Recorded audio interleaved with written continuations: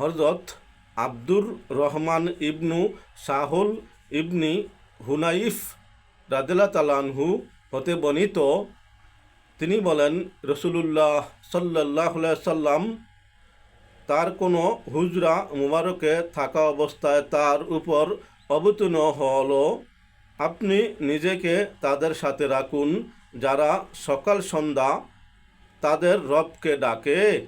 সূরা কাহফ ২৮। তারপর তিনি তাদের অন্বেষণে বের হলে এক সম্প্রদায়কে পেলেন যারা আল্লাহ তাআলার জিকির করছে। তাদের মাঝে এলোকেশি শুকনা চামড়ার অধিকারী এবং এক কাপড়ে পরিধানকারী ব্যক্তি ছিলেন।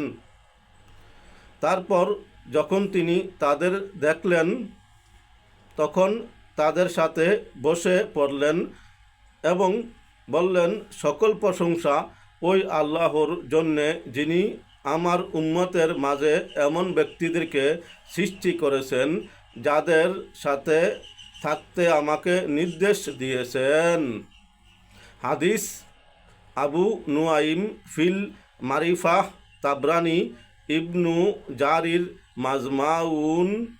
তাই আসুন আমরা আল্লাহ তাআলার সন্তুষ্টির জন্যে জিকিরের মাজলিসে বসি, দুনিয়া আখিরাতে কামিয়াব হই।